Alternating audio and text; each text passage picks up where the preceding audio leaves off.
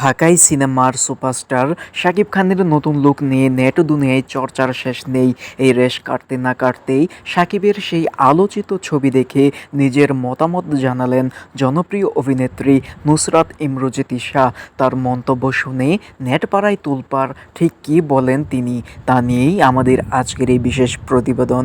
শাকিব খানকে বরাবরের মতোই নতুন কোনো লুককে দেখা মানেই দর্শকদের মধ্যে উন্মাদনা। সম্প্রতি তার নতুন রকস্টার অবতার এবং স্টাইলিশ ছবিগুলো সোশ্যাল মিডিয়ায় আসার পর থেকেই তা ব্যাপক আলোচনার জন্ম দিয়েছে।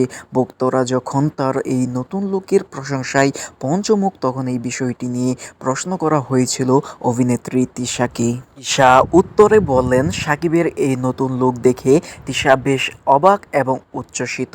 তিনি জানিয়েছেন, শাকিব খান যেভাবে প্রতিনিয়ত নিজেকে ভেঙে নতুন করে উপস্থাপন করেছেন তা সত্যিও প্রশংসনীয়। তিশার মতে একজন অভিনেতা হিসেবে নিজের গণ্ডি পেরিয়ে নতুন লুকে নিজেকে মেলে ধরা অনেক সাহসের কাজ। তিনি আরও বলেন, শাকিবের এই নতুন লুককে তিনি ব্যক্তিগতভাবে বেশ পছন্দ করেছেন এবং এটি ঢাকাই সিনেমার জন্য একটি ইতিবাচক দিক। আর এই অকপট মন্তব্য মুহূর্তেই ভাইরাল হয়ে যায় তিশার, এবং তিশা জানিয়েছে শাকিবের এই নতুন লুক আপনাদের কাছে কেমন লেগেছে।